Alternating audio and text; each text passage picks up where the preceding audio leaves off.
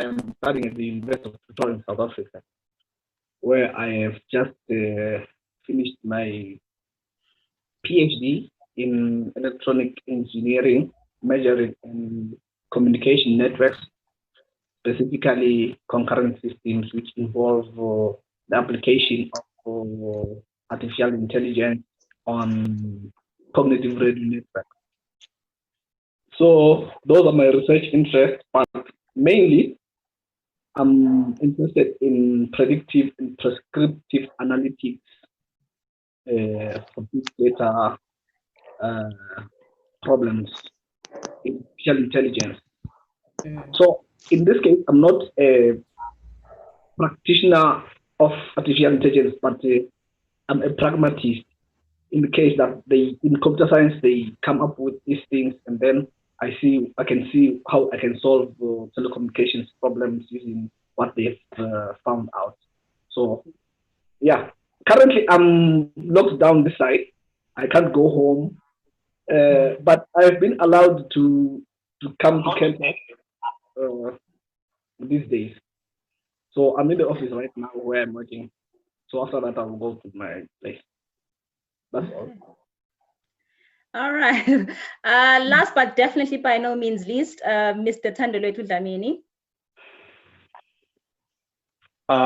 Good evening, everyone, and good afternoon or morning to everyone all around the world. My name is Thandelwethu Zwelakhe Sheikh Dlamini. I am from the Kingdom of Eswatini, as you can all see, and yeah. I am currently speaking to you from my room in Durham, North Carolina, in the U.S. I just graduated with BSc in mechanical engineering from Duke University, and I'll be heading. I'm studying my master's at MIT in technology and policy, and I am one of the co-founders of the Knowledge Institute, an organization that tries to address issues of education access and opportunity access in Eswatini with youth and everybody who is interested in advancing themselves, like academically and in all other ways.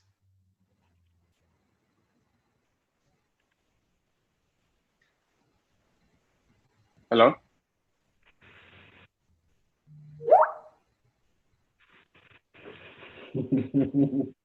Hello. I think this is where Pilar steps in.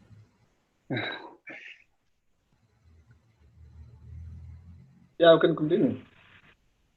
Oh, well, it's a good thing that Lindo had mentioned that this might happen, and I'm grateful that she prepared us for this moment. And well, I'll just say that it's also an honor for me to be a panelist amongst all these different individuals that are with us here today.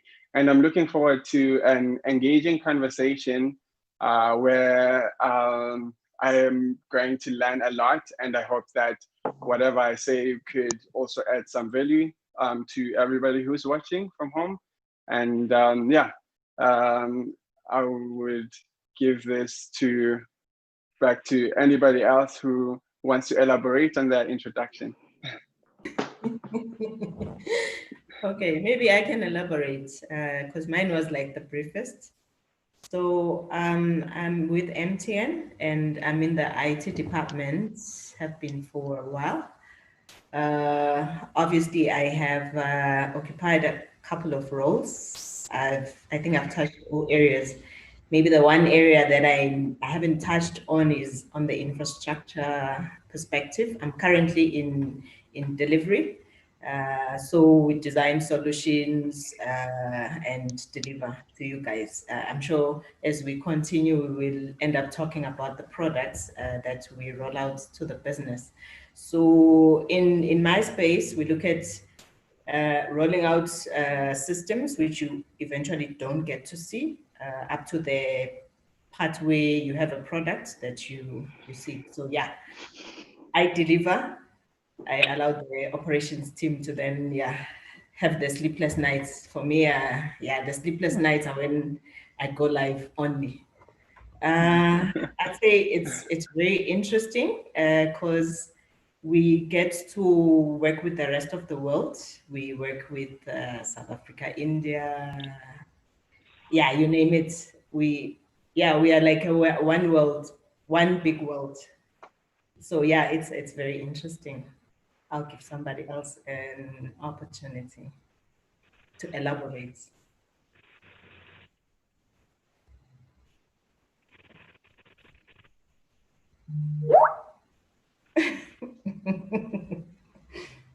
Shakes, do you want to elaborate on that? Please, would you please elaborate for us? Thank you for bringing back the opportunity to speak to me, Mr. Lamini. Well, I'd say one of the reasons we are here is to speak about the impact of the new normal, especially on the education sector. And as somebody who is working on an organization that's deeply embedded in the education system in Eswatini, we have seen how, and as a student myself, I'd say, I've seen how I've had to adjust the way that I learn and the way that I go to class when it comes to learning, taking assignments, and all of that. And we can imagine that how the transition has been for young people or students in Eswatini, and a lot of places, even here in America, have struggled to sustain, good outcomes for students, and those students were able to transition to online learning like efficiently. But in Eswatini, where a lot of students haven't been able to transition to online learning because of cross-cutting issues with respect to lack of infrastructure, lack of services that cater to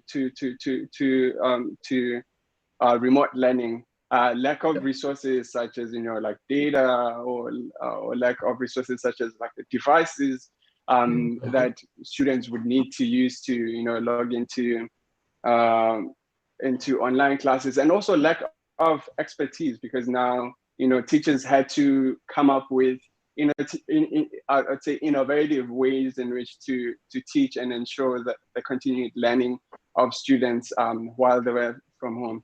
And so this is an issue that actually requires all of us to kind of think deeply and innovatively about how what this new normal means for the education of youth in Eswatini and of young people, and from primary to high school to university. And I think I'm glad that we have entrepreneurs, we have people from the private sector, and hopefully, and we've seen I'd say how the government has and as well as teachers have responded to the situation. And so I'm interested to hear the different points of views that each of the speakers today will bring into the conversation, and to glean from each and every one. Yeah. Thank you very much, Shakes. I think you've done a very great job in actually just, starting us off in the fact that this is supposed to be a collaborative effort in terms of going forward, because it has affected all of us at different areas, Your different online levels presence and in different makes an ways. impression. But you also mentioned Make sure especially your education. Of course, you're a student, you would start with education. So I guess that would be a good place to start for our conversation this evening. To first of all, look at, for Eswatini, how we can quickly transition. Because I do understand we have an issue of infrastructure and all of those things, but at the same time, we can't waste a year. I saw Kenya announced, I think yesterday, that the school year has come to an end and they'll shift everything to 2021. But I don't think our country is looking to do the same. So I'd be wondering to hear, maybe I'll take this one to you, Sino, first. What do you think are the things that need to be put into place in the next couple of weeks, for the country to be able to reopen schools, especially before we even speak about reopening the economy maybe to its full extent? Okay. Yeah. So in terms of the infrastructure, obviously, all government needs to step in to support the schools to get data. I know some of the initiatives had already started, the introduction of science labs and all of that. And obviously now that may not be very effective. So it needs to move home. And organizations such as mine are being put under pressure to offer cheap data. I'm sure we have, because ever since COVID started, we've been busy with the work from home packages for some of the corporate organizations. So even study sites were made free as part of an initiative to support government, but you can't make everything free because, as an organization, you are in it to make money. So whilst you support the community, you also want to be making money. Remain in business, otherwise you'll go under. Because crisis, yes, it falls on everyone. And for some people, it lifts them up. I won't say who got lifted up, because then they might find themselves under pressure to share. But crisis, for some people, it will bring you down. So how I see us progressing is we need to look at how do we make data affordable, to the point that even parents are able to buy data for their students so that they're able to study online. So what organizations such as mine can offer for free, let them offer for free. And I also want to put this disclaimer: I'm not talking on behalf of MTN here.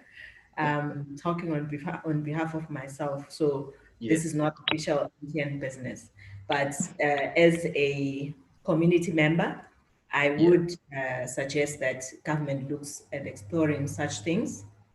And then obviously that goes to then gadgets, because schools that are in Baban and Manzini, you find even the kids, they have gadgets, they have laptops, they have phones. But if you start moving to the rural areas, you need to look beyond that. How do we then make sure they are affordable, whether it's tablets or laptops or computers? How do we make that available? So we kept the situation and we create this new norm that we don't necessarily have to leave home all the time. Let all these things, like the advanced countries, you don't really need to leave your apartment or your house. Everything gets to you. So that should apply even for education. I know that there's a lot of adapting that needs to happen, including the teachers, because when you are at home, we've seen these things. It depends on whether your children are little or grown. A lot of times we hide because we don't have the cameras on, so we don't see what's happening in the background. But you can hear kids making a lot of noise in the background. So Yeah, it's an evolution, I would say. We need to evolve. We take baby steps. We see where we can improve. That goes for everyone, actually, whether you are at school or you're not at school. Because even if you are working, you still want to develop yourself. Tertiary, some in other countries is already advanced. They have online exams. We need to start doing the same. We need to adapt and evolve as a community. I think I'll end there for now. Otherwise, I probably won't finish talking. All right, thank you, Sino. Thank you so much. You've given us a perspective from a corporate angle, even though you are speaking as a member of the community. I must say that your opinion is really upstanding. You are an upstanding member of the community. I'll hand over the reins again to Lindo, and she'll explain why she needs improvement in infrastructure in as far as technology is concerned in this country, because we've moved completely digital, and I hope, as we enjoy this conversation, technology will not come between us and our success. Thank you very much, Ph.D, for putting me on the spotlight. And apologies again, ladies and gentlemen. I have technological issues which we need to look into and hopefully fix in the future. My connectivity is really, really, really bad.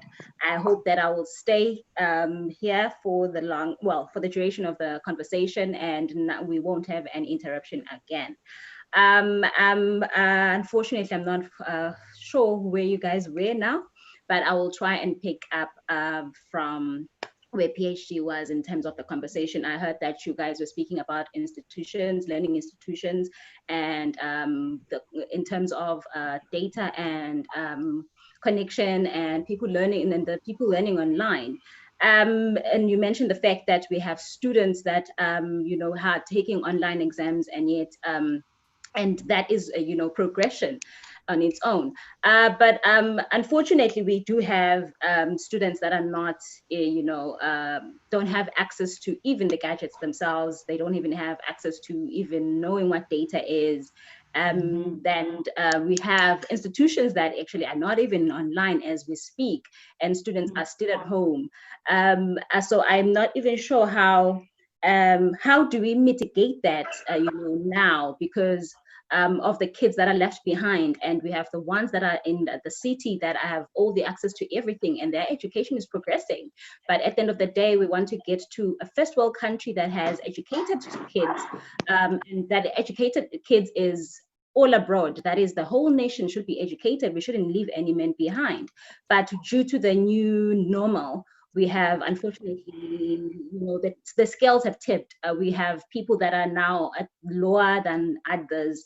And that even goes for our institution, because even if we provide online facility for the students, the truth of the matter is, even in institution levels, we still have people that are living below, the poverty curb, So I don't know how we can all mitigate that in all our different sectors, and how we can actually assist the students now with the new normal, I'll give it back to you, either you, Sino, and then I'll give it to Thandolwethu, who is currently at school. Okay, so I have a lot of ideas, because as MTN, not speaking on behalf of MTN, we have the infrastructure, we have the numbers. So I'll use an example like Momo. Momo is now touching the whole of the country. I know there are people out there who would want to share their resources or give in terms of this initiative for gadgets. But what is lacking is there's someone driving it. To say we need, maybe there's an assessment already, we need 10,000 gadgets for these schools which don't have, and then there's internet, and then come up with a figure, let's say 200,000. There are people who would, in an instant, pay that money. We've seen this, the use of Facebook. Some people have been donating bread. I'll mention Ila Penboy. He's been donating bread every day to the less privileged. So all that is required is for someone to take the initiative, to take the step to say, okay, I'll be someone who's not gonna abuse any funds, because that's also the other challenge. Yeah. Take the initiative to say, here's a study we have done. These are the number of students. This is what it will take to put them back. MTN will allow you to move mobile money around securely to the school if that's how you want to drive it. I know that trying to bring in, phones into the country is a bit of a challenge at the moment. I've been trying to order a phone for the past how many months, and the other issue is prices went up, and I'm not willing to spend 30K on a gadget. So what I've done is I've prayed, God, please let the dollar drop. So I'm giving it some time, and then I'm gonna have to order because I need to get a new phone. So all of that, obviously we can, if we do the research, you buy in bulk, you can get a discount. So we can order direct from China. Even MTN can order if that the Samaritans have put in the funds. MTN can order, get a discount, discuss. So I'd say from an infrastructure point of view, we have the means. We just now need the funds to move in. But somebody needs to take the initiative. So someone listening or in this. So somebody, hey, somebody out there who's watching this, please take the initiative so that our kids can have the gadgets that they need. It's not that we don't have the resources, we have them. We just need someone to actually just stand up from where you are and drive this for us, please. We are begging you, whoever you are out there. Tando too. Yes, and to echo that, because we have all benefited from the education system, whether well, all of us, I'd say most of us here were educated in Eswatini, and so we have benefited from the education system. So we need to think about how we can give back to it. And then also, whether it's companies in the private sector, they benefit from the education system as well, because the employees come from the system, as well as the employees leave their kids in the system when they're at work. In order for them to be productive, they need to make sure that their kids are learning in their schools. And so the private sector has benefited, and the government has also benefited, with all our contributions in our different areas. And so I'd like to emphasize that this calls for collaboration across all sectors. And in terms of taking initiative, this is a great opportunity for entrepreneurs. Because if you come up with a solution and you come up, now there's a need, I'd say, that has been created by the pandemic. And so as an entrepreneur, you can come up with a solution and come up with a plan and a viable business model to meet this need, and we can see this problem being solved. So young people, this is also a call to all young people in the country to think about creative ways, innovative ways to tackle this challenge and come up with a solution that will ensure that the youth in Eswatini are learning.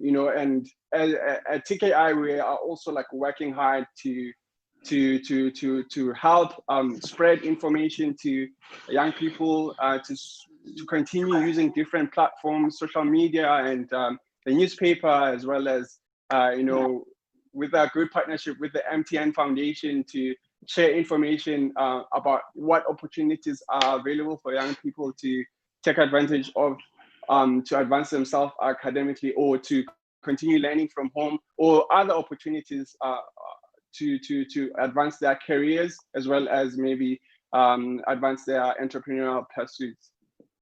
Okay. No, thank you very much. I personally follow the work that is done by TKI, and you guys are doing such a wonderful job there. And also in terms of what you're saying with entrepreneurs, they are normally born where disruption is. So where chaos is, that is where entrepreneurs are normally born. So this is their time to actually stand up and shine. Amongst the ITs, your technician gurus and everyone around, I think entrepreneurs, this is their time to wake up and shine. Mr. Thope, I remember when we had a conversation with regards to 4IR that last time. I think when we were talking about that in our first conversation back at Ndiboneni, I think we were projecting what is happening now for 2022, 2023, 2024 with regards to the change and moving everything to the digital platforms and moving. But hey, now COVID-19 is here. It hit us when we least expected it, you know, and disrupting a lot of things that were sort of a norm for us in terms of the work that we're doing in our different companies. Now everything had to move to digital platforms. We had to work from home. And that means connection had to be improved in terms of being able to connect to our systems at work, being able to speak to different people. Some people actually, someone actually made a joke and said some people, the only Zoom that they know was the Zoom on their cameras. And now we are here and we are being introduced to this new meeting. Now we are also having to actually hold conversations like this instead of being in Ndiboneni. Do you think that companies were ready for this? And if they were, or if they were not, how can we also improve what we've been ready for? Because like I've mentioned, the fact that, you know, also the problem with connectivity, as you've seen me hanging and being kicked out of the systems and all here and there, in terms of the connection in Eswatini, for that matter. How can companies improve that, and what is it that 4IR is here to do for us? Because a lot of people have the notion that 4IR is here to to remove people from their jobs and take people's jobs, and you know, there are so many speculations that people have about the fourth industrial revolution. So can you try and put people's minds at ease? Okay, thank you very much, Lindo. Actually, what we were speaking about last year during the fourth industrial revolution talk in Ndiboneni was the future. But when the COVID-19 pandemic hit the world, that future immediately became the present. That future immediately became the present, and we all had to react. But I think the thing that we have not done right in our reaction is panic. We panicked, and out of all our panic, we started coining terms like the new normal, whatever. I don't have a problem with it, but okay, it makes sense. Yeah. But the new normal has always been new. Yeah. It's not new at all. Because when you look at how we reacted to the pandemic, and from the time when we spoke about, when the speaker spoke about the 4IR back in July last year, that's about 12 months, we were in a different configuration. It was a face-to-face encounter. But now we are here in just 12 months, we are meeting in this configuration now, in a video conference kind of setup, which means whatever we were speaking about there has soon become the reality. But I think in terms of being ready as a country, we are actually, I will not say that we are not ready. I will say we are not ready for the new normal. Because in terms of the new normal, I usually divide it into four. The first two are actually linked to the pandemic itself, strictly to the pandemic, which is the health and the economy. And then there is the education sector, which has to go through an evolution. And then the technological aspect itself, where we have to find ways of getting what you want at home, sitting at home, working from home, and everything. But for the country specifically, of getting what you want at home. Excuse me. Yeah. So there was a voice that I was hearing. So in terms of education, which I think you kind of channeled this conversation to look into education, I think we have three kinds of people in the country. Those who are privileged, they can have a phone at any time, they can have data all the time. For those, the online learning and e-learning, whatever we call it, can replace the classroom. And then there's this other type of people that we have in the country, in the society, which need the parents to take charge for them to do their schoolwork. And then there is this last type, which is the I will not say less privileged, but I'll say the unprivileged, the ones that have to go to make sure that there's enough firewood, there's enough pot flour, there's enough water, and you see now we are getting into a kind of a problem. And then on top of that, there is the problem of digital divide in terms of network connectivity and internet access. The country is not well covered in terms of internet and connectivity. So have those kind of things. So in terms of companies being ready, I think the focal point should be to start where the need is much, where the digital connectivity is low, and where the learners are less privileged or unprivileged at all. But now, with this last group, which I want to concentrate more on, the unprivileged one, it's not just the connectivity, internet, or phones, whatever. There's the problem of the technology cannot operate without electricity. And then it adds another weight into the problem. You see, so I think as a country, the basics are still beating us. Yeah. The basic things that we need cannot be able to support the new normal that we are speaking about. Yeah. Because we lack the basics. We have overlooked other societies, like in terms of what do you call it? In terms of improving them, in terms of electricity and everything, so that they can be able to cope with during this time. Because this time, I think we all need to join forces. It's not just the companies or whatever. If there's something that I can do as a person. But the platform is the one that is missing. Yeah. The platform, on which platform am I going to help where I think I can help? Yes.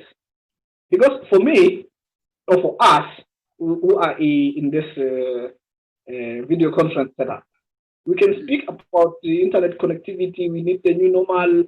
Things can be delivered but there is this child who is in Lavumisa.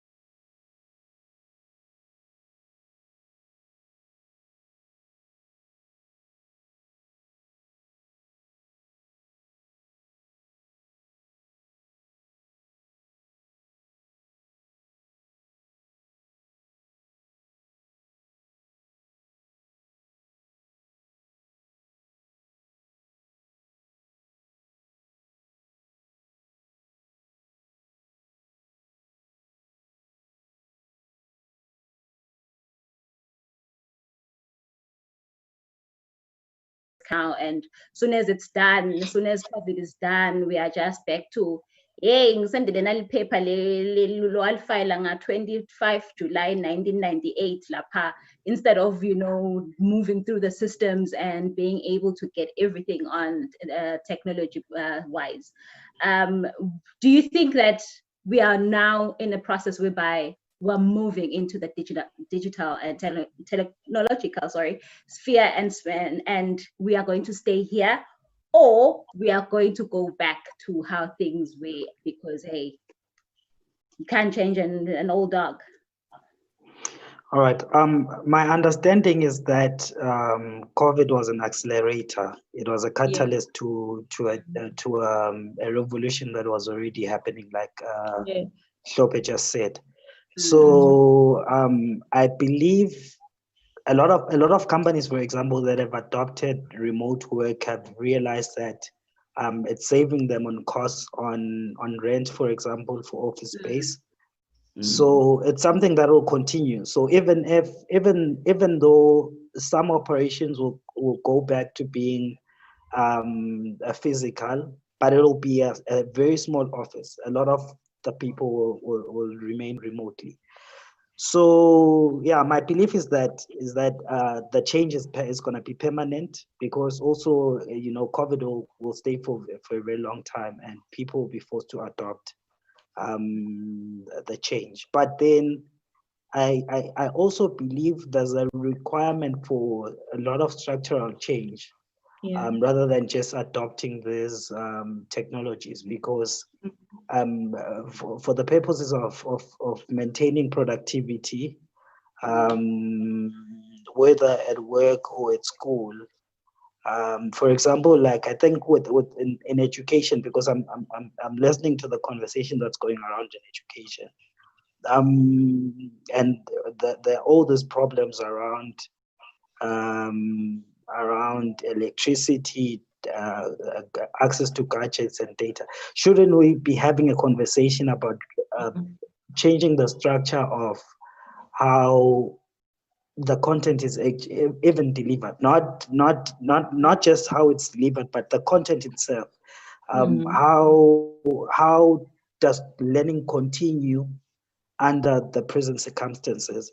And I'm taken back to a few years back, maybe I'm 28, maybe 20 years ago. Mina ngwasenzinge ngaho. My Boba Wamlomnan, my uncles ngesingisi.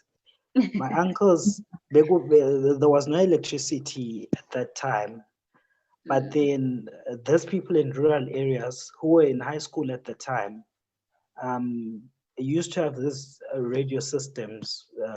They had speakers that, you know, they developed themselves, and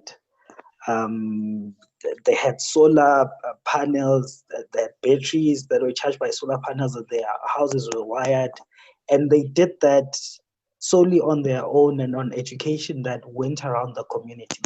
So looking at the fact that the children that are in the rurals, like we're looking at 6 months now, and I don't think we can move fast enough to cover digital literacy as well, to cover all those things.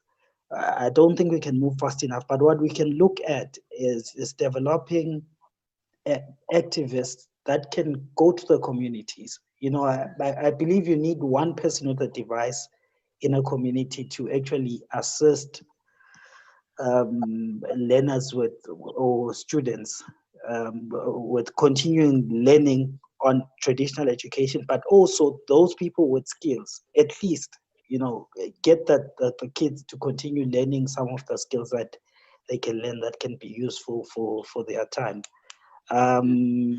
Swaziland, I believe Swaziland has the most innovative people one of the most innovative people in Africa. We just need to create an enabling environment where people can believe in themselves. We need to take innovation to the constituencies, because it's at least it's Netinkundla, where people actually have access to governments in their community, to government in their communities. So if we can do that, I think we can catch up very easily and define our own 4IR. You know, I don't think AI, for example, in Swaziland is what we need. I don't think, okay, even though things like blockchain can help, but it's too complicated for the problems that we have. I don't think those things fix the problems that we have directly. So if we can contextualize our own 4IR and work on it, I believe we can come out victorious or out of this COVID thing. And it also gives us an opportunity to assist government now. I believe EMA protocols are they're looking for solutions. If there's something, you just run with it. You give them that solution, and they'll probably run with it. But we need to reform. We need to make serious structural changes, and we are capable of doing that. I really believe in Eswazi. Yeah. I like how you say that we need to actually put together a whole concept of what we think 4IR is for Eswatini, you know, because that then speaks to, don't you think that then speaks to the education that we currently have going on in the country? Does it really factor in the fact that we need to produce people that are going to, you know, feed into how the hows and the what we need of for 4IR? Because if unfortunately we're still running programs that are not speaking to technology, and just to put you on the spot in terms of you currently sit in the Royal Swaziland Innovation, please correct me there. Science and Technology Park. Thank you very much. Yeah. With that, when it came into the country, we all had high hopes for the country, because it brought in a new Eswatini for everyone, you know, in terms of the vision that His Majesty had for 2022, and we all thought that that is where everyone is, you know, the whole country is channeling towards that, and then also it means that the education at high school level, even at primary level, is then obviously going to feed into what the Science and Technological Park requires. But when we look at it, we are still moving more on the causes that are, not to say anything negative about other causes, but we're still moving to the teaching, your nursing, your commerce, your marketing. No one is really running towards IT. No one is really running towards engineering. No one is really running towards chemistry and sciences. Even if we look at the numbers now, I don't think that there are a lot of people that are going towards that. So looking into the future and how we can actually then structure it for Eswatini, what is your comment there in terms of the numbers and the figures that will work towards forming what Swaziland needs in terms of 4IR? All right. I understand that I'm in the midst of academics, but then, you know, my view, again, it's my view. My view is that a digital revolution cannot be run by academics. Academics can support it, but they shouldn't be at the forefront of running a digital revolution, because it requires people who don't think. So, for example, okay, Nazwelake is a brother of mine, Tando.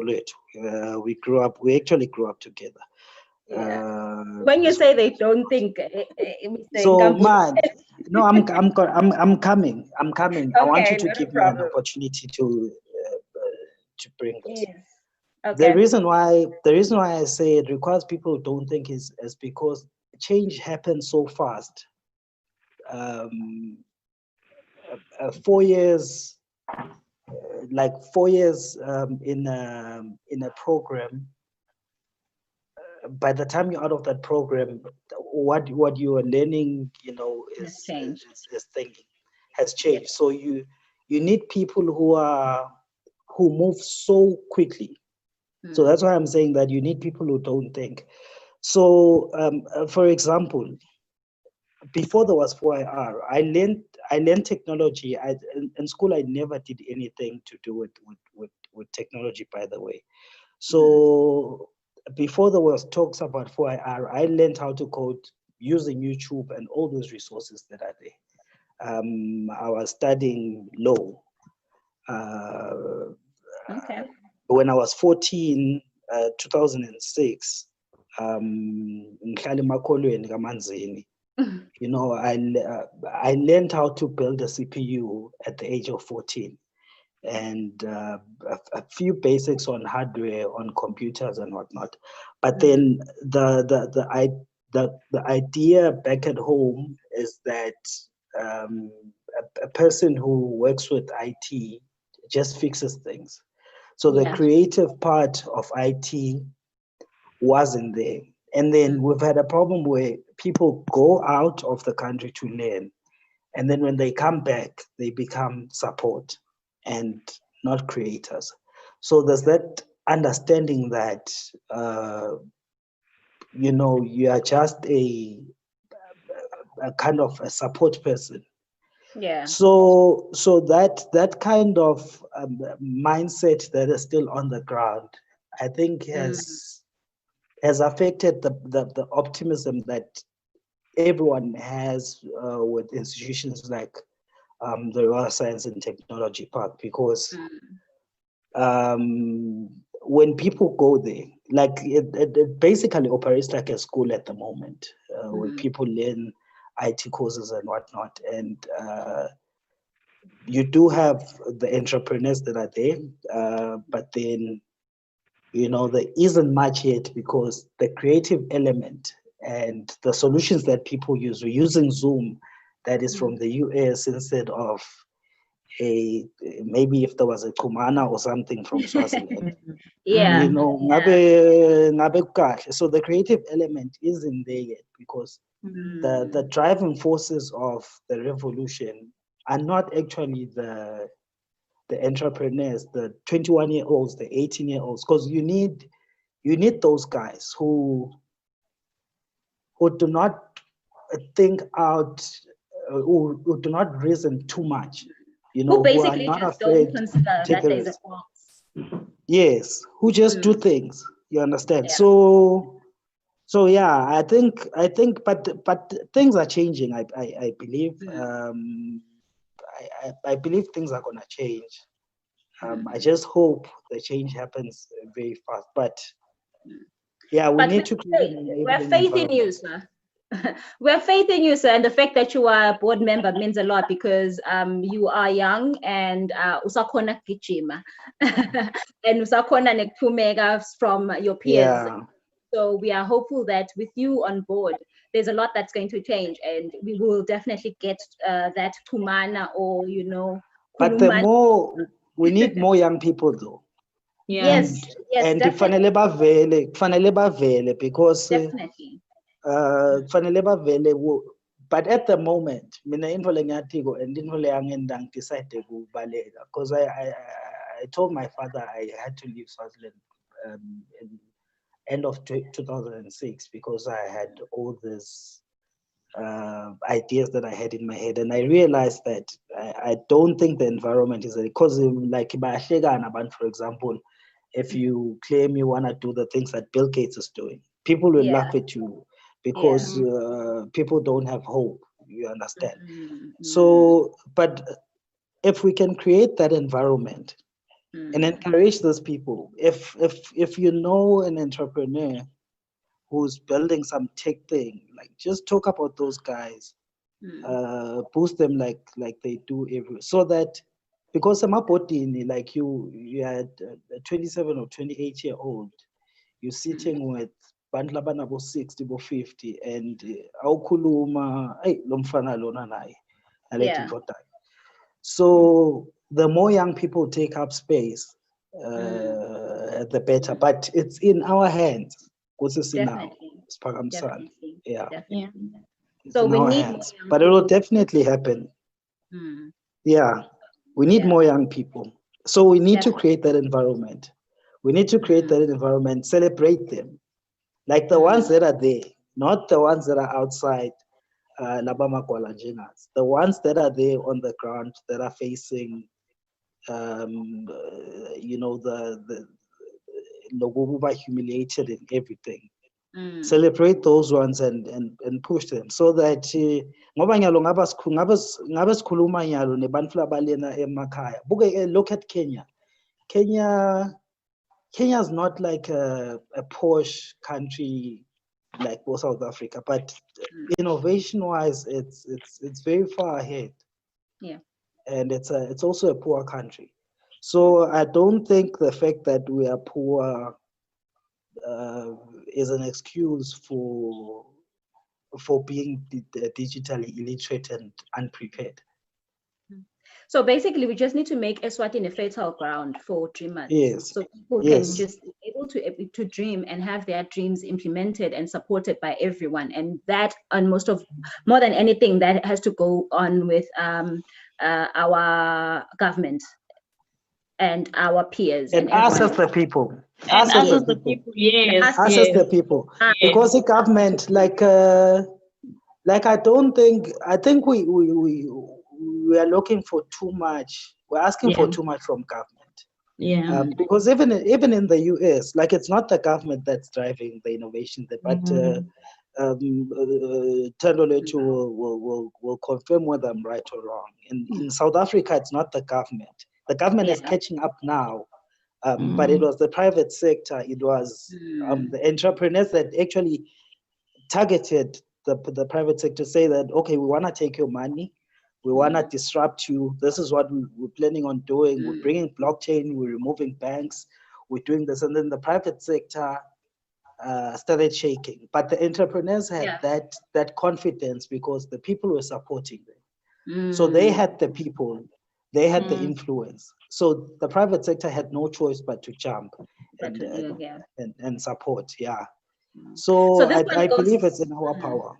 Yeah. So this one goes out to everyone watching us on all the platforms tonight, ladies and gentlemen, that the power is in our hands. We need to support all the entrepreneurs that we have out there, everyone that is, because where chaos is, as I mentioned earlier, that is where you find entrepreneurs, people coming out and doing different things. And they are always known as the ones that are crazy because they're crazy enough to think and do something that we are all just think that is unobtainable. And we need to support them, and they need to push this for us because, as you mentioned, that at 14 years old, you were already putting together a CPU, motherboard, so that is very impressive. Nobile, the number 2. Yes. Yes. You mentioned when we started in terms of what you're doing with new trends and journalism and communication. In Eswatini, currently, we were told that we need to stay at home and move as little and as not not at all, but only just to move out for essentials, and that is newspapers form as I don't know whether they're essentials or not, but I stand corrected there. But the information wasn't free flowing as it should be, because a lot of information that we were getting it from social media, which is, I need to applaud our government for actually catching on to social media. They are now very active on Twitter, although the only thing that they need to do now is to respond to our queries even on social media. But we have moved to that, and we applaud the small change that government has done with that regard. But now, journalism, communication, media, how do we get print media onto social media or onto the internet? Because as much as, yes, I'll read the paper tomorrow morning, but I'm going to read the paper of information that I've already listened and read this evening. So tomorrow saying, yeah, rehearsal would say, oh, this narrated yesterday. What changes do and need to be done? What changes are being done in that front? And what is it that we can do to accelerate a lot of those things in terms of information getting to us when it happens? Okay, thanks, Lindo. I'd like to start by piggybacking on Mr. Nkambule's point about mindset, because mindset is the game changer, really. I agree with him that it is the young people who are revolutionizing things. And when we speak about E4IR, also my thing is that COVID has basically just showed us in the scheme of things. It is not the thing that caused this problem that we're in. It basically highlighted where we are. So it's completely inequality, it's completely relaxed, it's comfortable. And because of that, when things happen. So about the media is fundamentally an issue, because right now journalism itself as a field is in trouble. The other day, BBC was announcing that they're cutting jobs. Australia didn't for even you won't see anymore your Bonas and your House and Home and your Cosmopolitan. They're closing down because and just yesterday Drum was announced because it's closing down. Yes, as well. They're closing down. The reason is that so we are not catching on and going where everyone is. So in media, your audience is your commodity, and you can sell that commodity to advertisers. It's traditionally what we've always done. So you see advertising, publish in my paper, and then everyone is happy. But now advertisers are going directly to the audience, which is on social media platforms. So that eliminates the need for the third-party little paper or a magazine or a radio station even. So that means paper, I'll only be able to read tomorrow, but somebody like social media goes, what is the, so it doesn't make sense for me to spend my money on something that I've read anyway. So, and I'm astounded really that we in this country could set the Emma job losses, which is we thank God, but also it's concerning because we're not taking advantage of these digital platforms that we could be. For example, now so media I separate it two. You talk about media as in the business of news making. So this is when we talk about paper or newspaper or TV, right? And then so logo nyalo, if you look at paper alakaya particularly, for example, you do get your news online, but they're not monetizing their digital spaces. So it's really not bringing any value back to them as well. For example, if you would check Mabomji Mail and Guardian, if you go online and you read the newspapers, you see the stories, but Mail and Guardian has been smart enough to realize, people are here, they will not then go out and buy the physical copy and see the adverts upon. So to bring value to their customers who are the advertisers, they advertise on their digital spaces as well, on their digital platforms. So Lapo, you're serving your audience and you're serving you are basically selling your audience to the consumer. So bayakhona kusho ukuthi traffic that comes to our website. Therefore, adverts charge kanje. So I feel like our newspapers here, our media organizations need to start looking at those adaptations and moving along, because at this rate, vele print is fading out, and you do need to be where the audience is. And also we do talk about media in terms of the platforms now. So social media, because that's where everyone is. And if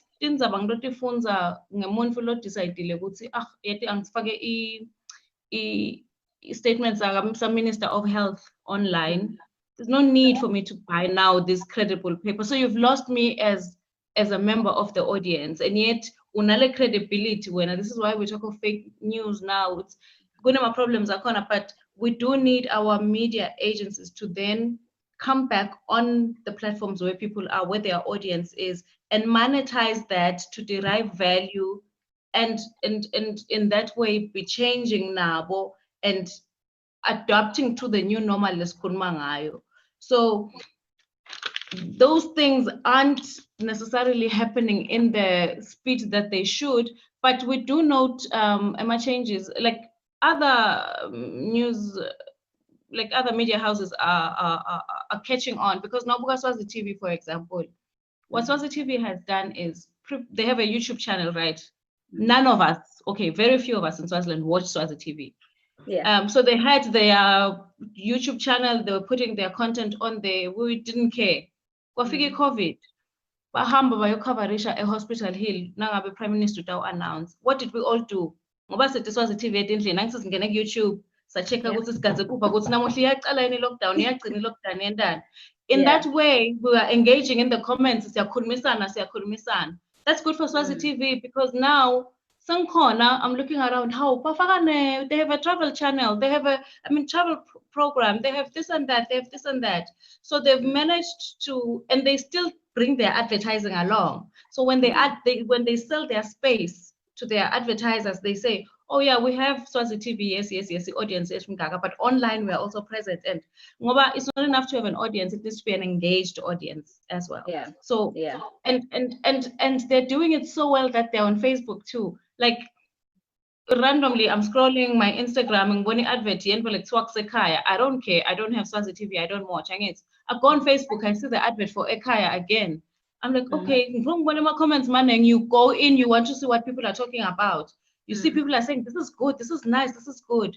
And Swazi TV is on the pulse that they didn't have Ekaya on their YouTube channel, but they said, we will only put one episode for you. After that, you need to make sure you get, and Ekaya is a local production, so we're supporting local. They said you need to go get Skuchan. Skuchan are foot some 100 rand a person. When them accused the next day, and it's they know Swazi TV has something to offer. So they are understanding your audience and where the audience is moving to, and they're on the pulse to say, this is what I want to do. We're not saying the same thing with our radio stations locally, but there's an amazing one, Jilele FM. They're purely online. I didn't know them also. And this is the thing about Kutsi, your audience is online. We're not sitting around waiting Kushula, thinking up what you hear. Now I'm minding my own business in the Instagram streets, in the Facebook streets. I see adverts for Jilele FM. In the end, because it's the nature of media, I catch on and I want to see, what is this? I've gone to the platform and it's an amazing platform, and they have found a way to monetize as well. So I feel like now even the business owners who are running these entities, let's say my news agencies, they're not tapping into the revolution that's happening with the technology, because if it's really not, yes, that the but we generally, we just need people who are able to think out of the box. So, journalism and mass comm, in the newsroom. Think about new ways in which you can bring journalism to the people. That's basically what we're saying. And yeah, the people have access to their phones. So I don't need necessarily to buy a newspaper. So when you rely on me buying your magazine to be profitable, I'll use profitable business. So we're leveraging on technology in those different new ways, and we're not seeing that. And so I agree with the assertion that one of the panelists made, because we need to change the environment that we're in this country. Yeah, role, but as a organizations, private sector, but who have an idea that we've never seen before. Technology in there, just look for innovation, because okay, technology, but also the software motherboard, I don't know these things, but blog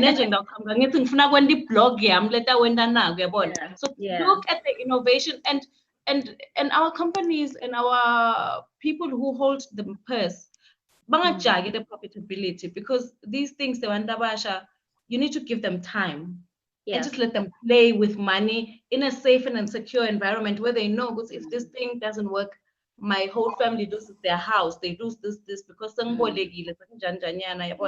so we need, more fundamentally in this country, we need to think about the environment that we are creating and enabling.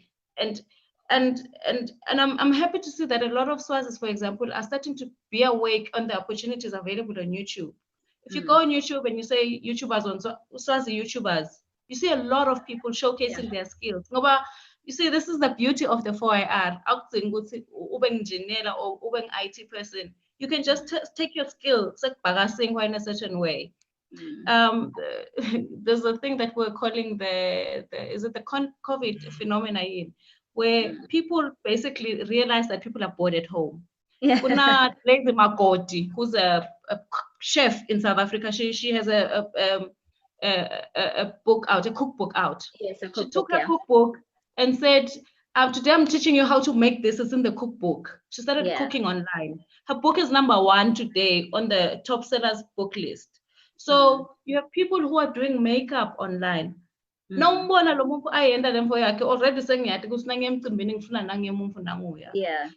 The beauty of this environment that we're in is you don't need gatekeepers anymore. Advertiser color page makeup black and white makeup so this is the thing that we are saying in a good leverager if is think out the box and then use these tools to market what you have.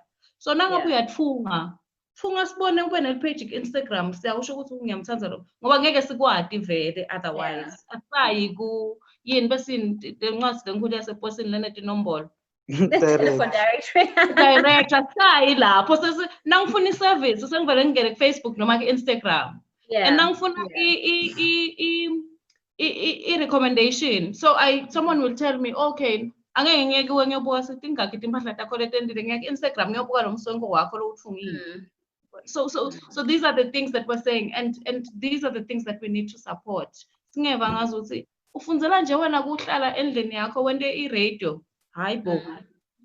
are things that we're doing now. That is exactly what 4IR is. It gives you the capability to sit in your house and talk to people that I've never met, like this brilliant minds, and share like this that I would never have otherwise met.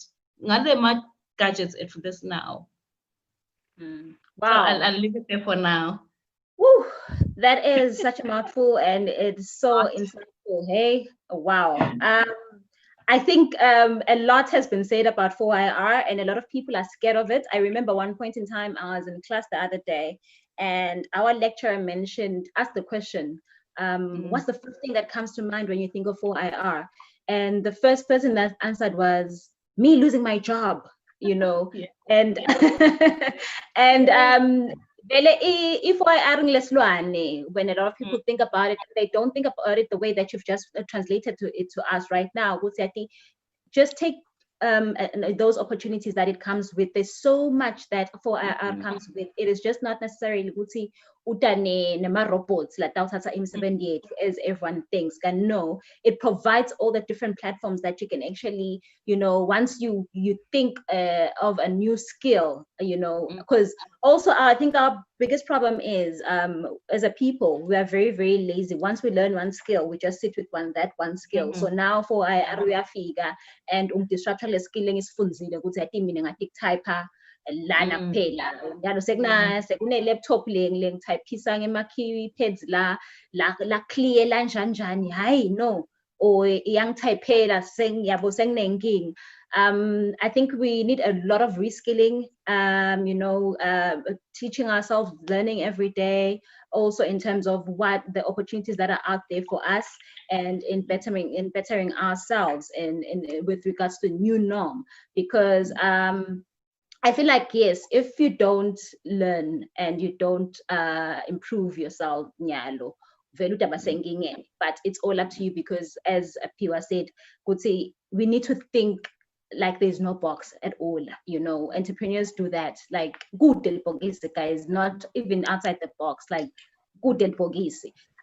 With that said, ladies and gents, I would like to take a few questions and comments from our Facebook page.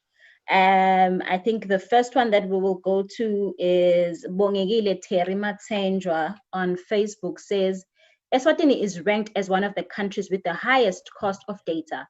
How can private, public, and NGOs work together to provide affordable data. How can we get Tinkundla to join in on assisting? As much as you are on your personal capacity, we would like to throw this one to you, Sino. To be honest, the fight, I hope they won't come and shoot me. The fight should go to the regulator. Because my organization buys data through SPTC.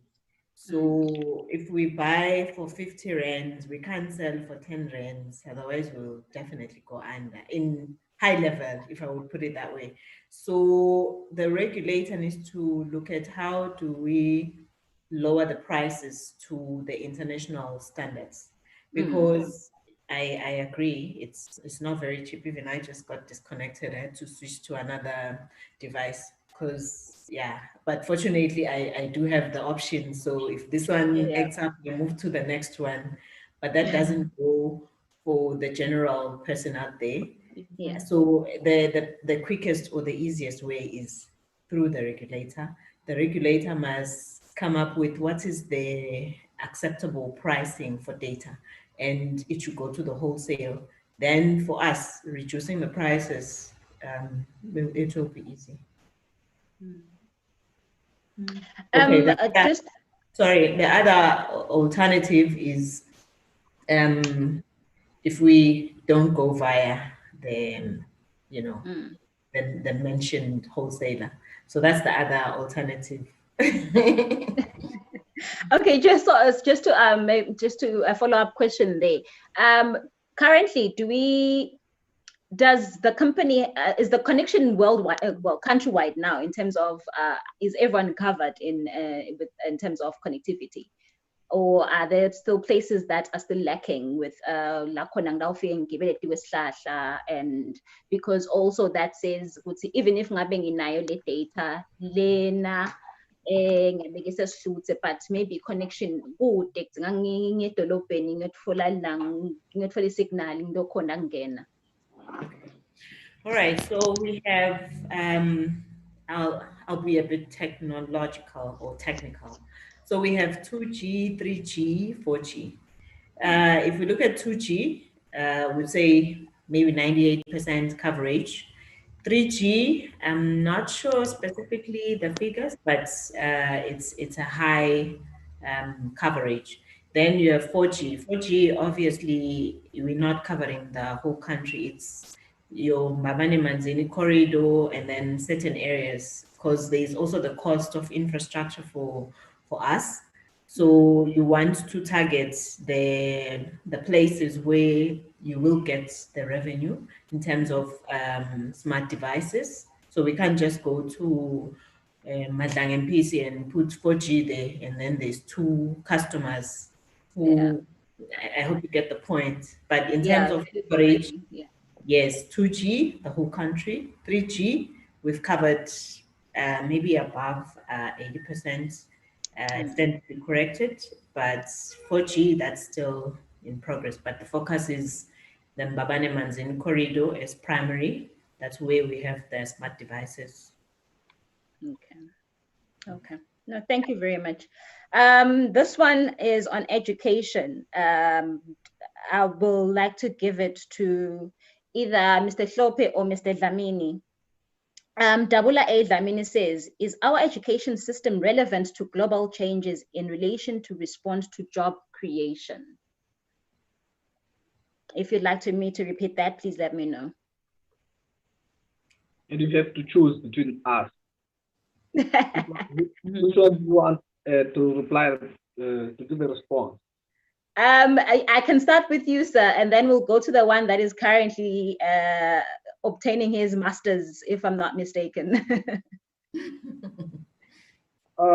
Maybe you can repeat the question for me. Okay, the question says, it's from Dabula A. Dlamini. Is our education system relevant to global changes in relation to respond to job creation? In response to that question, I would like not to respond directly, but to respond in the form of question. Okay. For most of Swazi students who are privileged, or let's say who are above the normal privilege of going to government schools, they finish their O level or whatever it is, what we call in Form 5 these days. They finish and then they go to South Africa to do matric. Mm-hmm.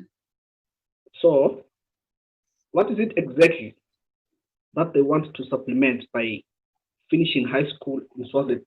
Because by finishing high school it means now we are ready to go to the tertiary institutions that the country offers. What is it exactly that they want? They want from matric, because as a country we have the last grade as from 5, and then we are allowed entry to university. Mm-hmm. So I think if I answer that one with a question, it might help correct the question that was asked by Dabula. What is it exactly that they want to supplement? Mm-hmm. Which I think can answer even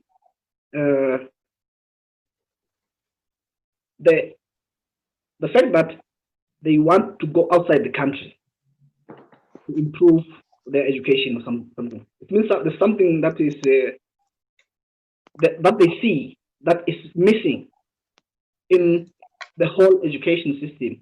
I don't want to speak and elaborate on that because we don't have enough time now. But if there is someone who can finish school in Swaziland and go outside the country to finish it again, it means something. And I think that would answer the question that he has asked. I don't want to say it is in line with global whatever. I don't want to say anything about that. But based on the question that I've asked, it might answer even more questions that might be asked in the future. It is not. But over to you, Mr. Dlamini. Well, thank you for the question, and thank you for the opportunity to speak. One thing that I will talk about is when you talk about job creation, one thing that came to mind for me is entrepreneurship, and I think that our school systems and also our culture should encourage entrepreneurship. You know, I remember in high school I used to do a lot. I used to like sell biscuits. I used to sell burgers and all that. And I remember some of my teachers would say why am I busy? You know, like selling items that my fellow students needed instead of like studying. You know, even though I was trying to juggle both. And so there wasn't anybody that, you know, encouraged that kind of like thinking of saying, I've identified a need, I've identified a problem, and I've come up with a solution. And so that's one thing that we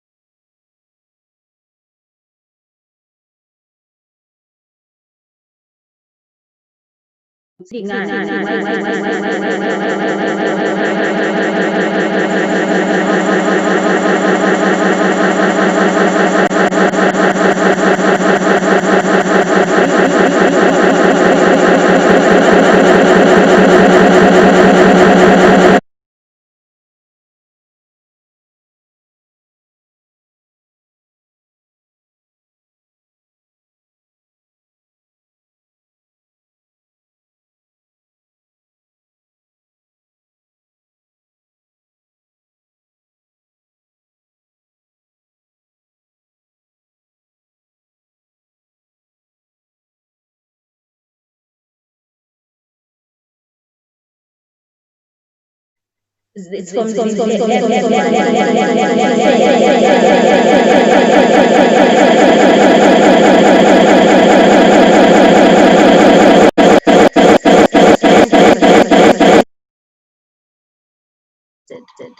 also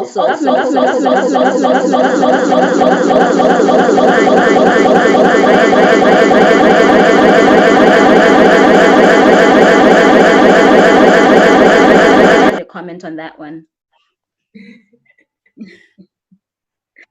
Anyone can take this one. I will not give it to Sino anymore. With regards to Mr. Nkambule, do you have anything that you might add on that one?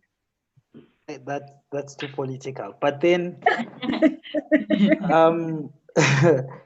but if the whole world, almost the whole world wasn't ready. The whole African continent wasn't ready, and you know, inequality is a problem that was there everywhere. But also, again, going back to the issue of responsibility, removing the burden of, even though government has to be responsible, but there's also a responsibility that principals of high schools have. Government provides them with what government provides per year, and I'm not like becoming a government defense force, but government provides them with what government provides them with. They collect school fees. Whatever funds that are collected, building fund and whatnot. What are the schools doing with that money? You understand? Like and then it goes back to having, how can we then have capable people leading these things? Because the difference is that the teacher in a school in town might channel resources towards having that computer lab and a science lab. Lo wasemakhaya yena akakuboni next one lokho uyabona. So those are the and also you have like the corruption issues as well. They embezzled some of the funds. So at the same time, in as much as government wasn't ready, but also you know, let's make those who are responsible. Account for the whole world wasn't ready. Yeah. Could I just jump in for 2 minutes with that? Because I like that a lot. I agree. Also, it's a beautiful example that you're making, a good see kumbelo development on a science lab and then loas makaka next year. Usually sikbona kula donated computers and projectors and things like that. These things are given to students to use. Ukanza kukhiyelwe ema office or sakubegiwe kuthiwe no. Kanzi, these kids need to be able to touch these things to experience them.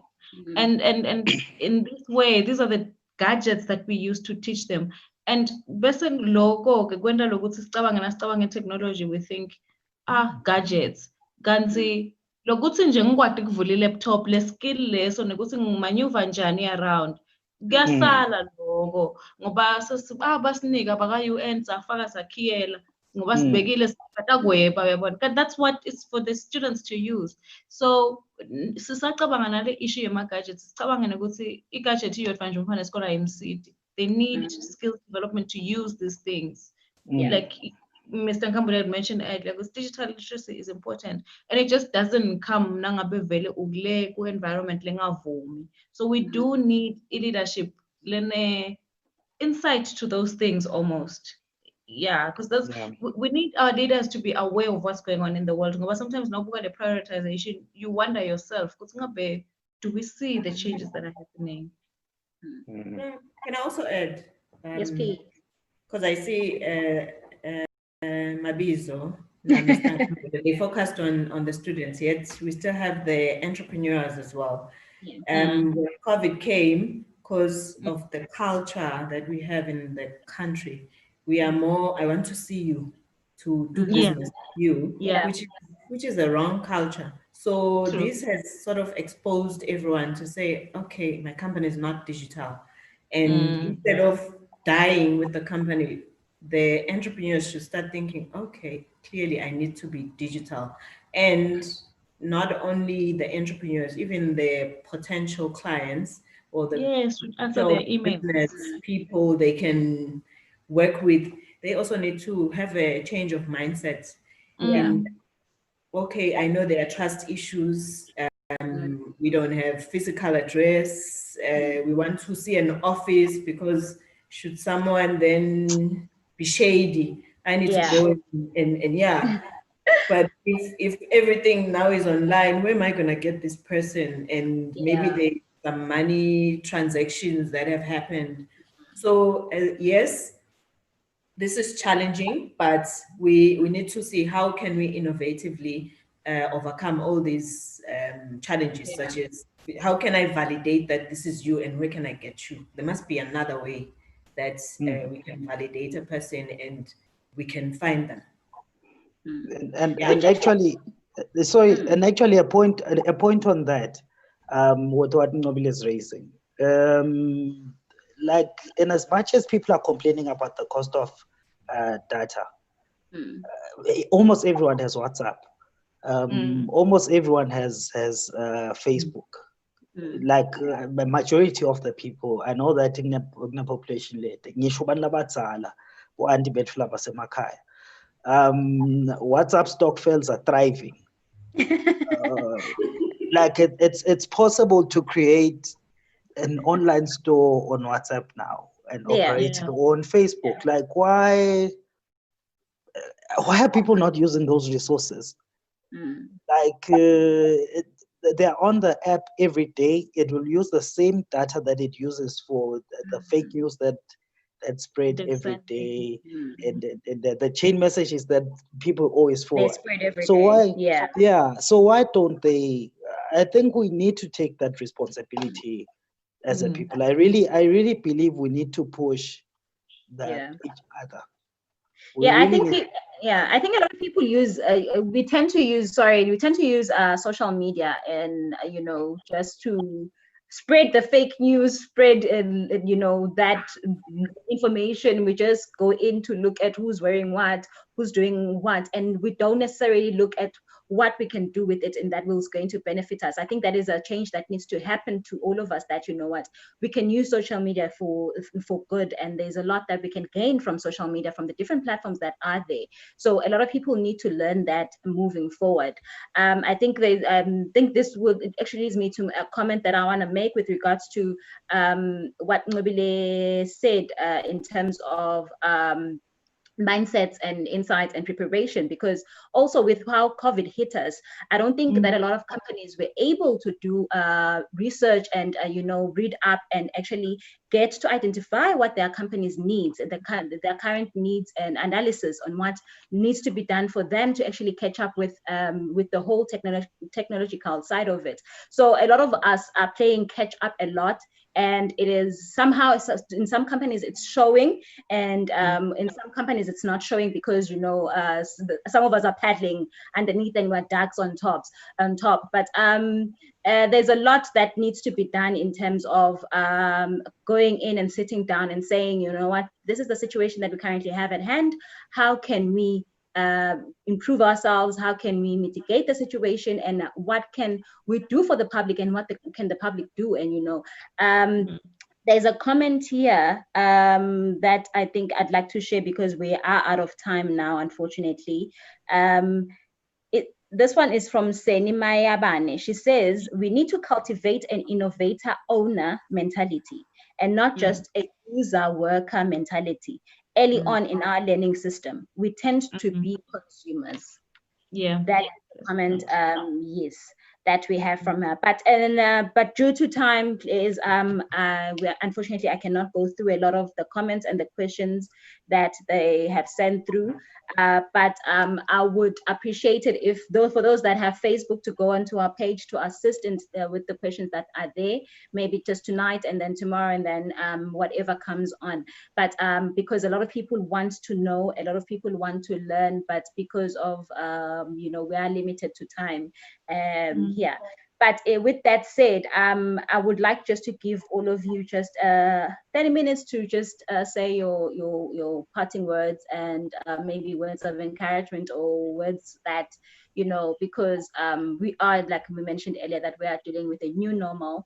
And as Mr. Sope mentioned, that it's not really a new normal. It's been there. It is just now that it is new to us because we are playing catch up. And maybe just a word of encouragement or something in terms of what we can do as a people, so that we are also because people really fear them losing their jobs, and it is happening. It is not a myth, but unfortunately, as you mentioned, Ngobe, that a lot of people haven't recently lost their jobs this side, which we're very unfortunate for.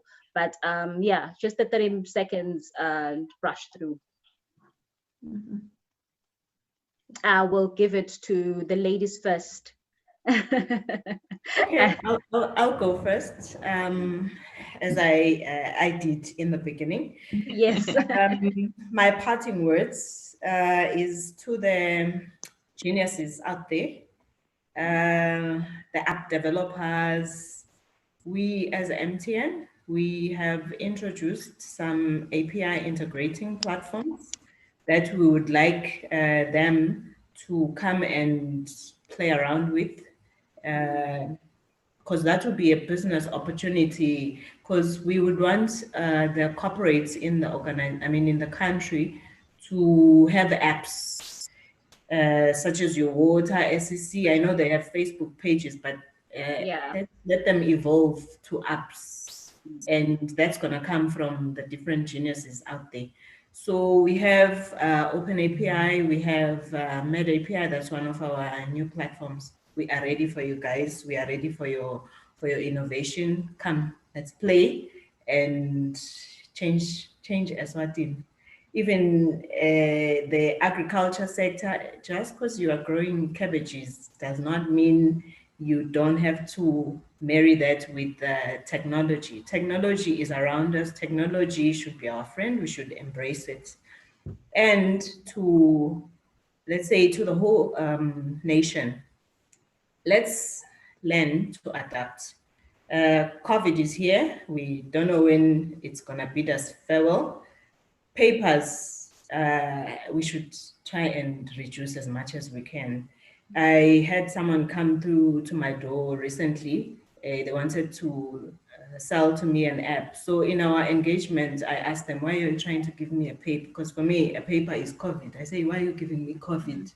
So haven't you heard of QR codes, And then they say, oh, I've learned something new.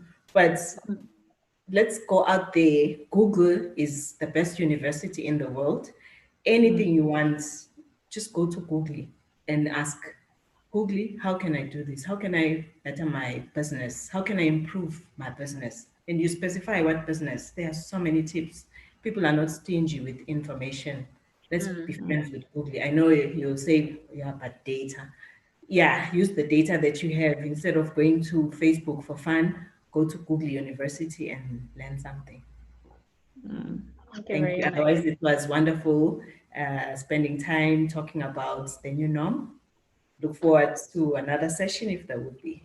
Yeah. Definitely. Thank you. As I'm parting short, I'd like to encourage everyone who uses some form of social media to find an alternative use for it that is not social. So we won't all be influencers, but like I mentioned earlier, you can sell your gift online, you can teach us something online, you can write a book and self-publish. there's multiple things you can do online. So I just like people to think of ways to use social media platforms for anything else other than social use, and then take it from there, develop it from there. You don't know what you might come across. And thank you, Simply Speaking, for having me. It was quite an insightful conversation. Thank you very much for answering our call. Mr. Damini, over to you. Unmute. Oh, yes. Thank you, and I would say thank you for this opportunity to engage and have this discussion and conversation. It was really exciting, and I'd also like to put in a plug in terms of connectivity and expanding access to connectivity in the country. There's a company that people should check out in Eswatini, Wandaport Eswatini, that's in the process of connecting 170 schools across the country in Eswatini, so that they get internet access, and they're building the infrastructure from the ground. And so check that company out. And then I'd also put in a plug in at TKI. We have been working very hard to help students in the transition from high school to university, and also from university to further education or into their careers. And we have actually recently launched a platform, and we are in the constant development of a platform for young people to actually be able to support their transition needs, whether it's applying to universities or getting access to opportunities. So they should go onto our website, the Knowledge Institute, and they'll find the different activities that we have there. And then in terms of encouragement, I'll just say that as humanity and as the human race, we are very resilient, and we have dealt and survived many crises before this one. And so we will go through this one if we support each other, if we stand together, and if we, have a growth mindset, and take this not as a way that, or as something that's going to destroy us, but as something that will build us up and elevate us to what's coming next. So thank you. With that, I'd say thank you for this opportunity. Thank you very much. And we just keep on wearing our mask and washing our hands. Please, can you plug us with those links on the comments in this conversation, so that people can easily access those, and they can get all the help that they need, please. Mr. Shope. Yes, thank you very much. From whatever we have been discussing here, the bottom line or the common denominator has been that we still have a lot of issues. As much as the world is getting into the digital era or the age of the algorithm, something is still not yet there, because we still have some basic issues like the expensive data and all those kind of things. So in terms of the new normal that we came here to speak about, I think, because for now, for Swaziland, the 4IR and whatever is going to be a fantasy, because we still lack the basics in terms of that and all those kind of things. So let me ask a disturbing question and a parting question, that because our new normal seems like it's going to be a different new normal from everyone else in the world.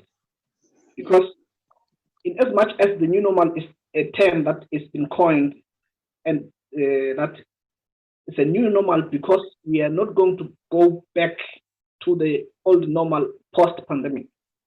What is the alternate society that we are going to have as a country, in the way in which we are different from everyone in terms of the lack of whatever we're lacking?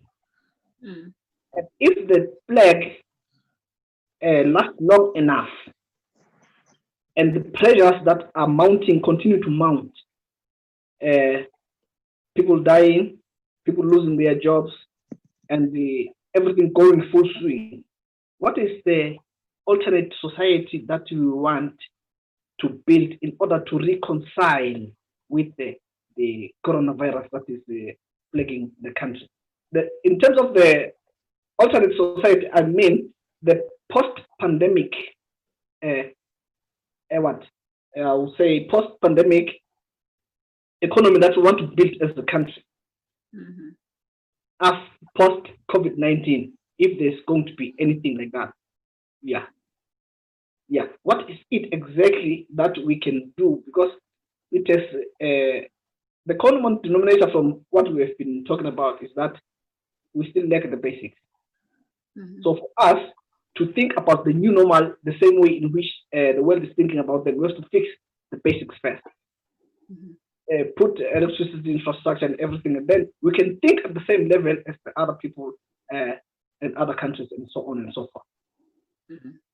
So as my duty is to disturb everyone, is that we are still not ready for the world new normal. We have our own new normal, which is going to be normal to us only.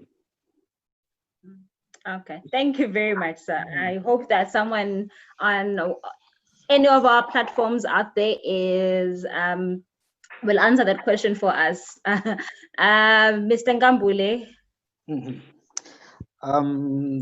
Thank you for the invite. It was an honor to be amongst the people I was speaking with today. I'm greatly honored. As a parting shot, I think we just have to ask the right questions as individuals, rather than folding hands. I believe COVID gives, even though it has its negatives, but it gives everyone an opportunity to contribute something. If you have a qualification in biotechnology or medical sciences, are you asking yourself questions around how can we cure this? Because those are the questions that we're supposed to be asking ourselves, so that we can begin to participate even in fixing the problem on a global scale. Change begins in dorm rooms and garages, and it doesn't begin in like big fancy buildings. So I still believe in the potential on the ground, and I just think people should go for it now. Barriers to entry are low. Government is panicking, big business is panicking. Everyone is looking for solutions. So it's a good opportunity for those with innovative solutions. They don't have to be technology only to do something. It has leveled the playing field. That's what I believe. Thank you very much. It has leveled the playing field. I hope everyone is listening to that, and they will wake up tomorrow and dust on their business plan or that information that they wanted to share with the world, and they will start approaching those different companies and those different businesses to sponsor them and to invest in them, because it's everyone's game right now. Everyone needs to go and take their shot in whatever that they need to do. Ladies and gents, thank you very much for joining us tonight. We truly appreciate you being here with us, your time and your insightful in minds, and we know digging into your brains has been such a very beautiful moment for me, and I have also learned a lot from all of you. So thank you very much. With that said, please make sure, ladies and gents that are on all our different streams tonight, that you join us next week, same time, same place, that is on our Facebook page and on our Instagram and on our YouTube page. We will be streaming live. Next week, we will be discussing the arts, how COVID-19 has affected and impacted and the arts sector the country. We will be joined by Tunzi Shedozwane from Swazi Boy. We will have Welile Masugu from Ekaya, the Ekaya director. We will also have Petile Masilela, who is a gospel artist. So make sure that you join in. We will also make sure that you also look out for our poster, and that will be out sometime next week. So please join us on our Facebook page. And from to myself and the rest of Simply Speaking team and from our panelists, it's a good night and thank you very much for joining us.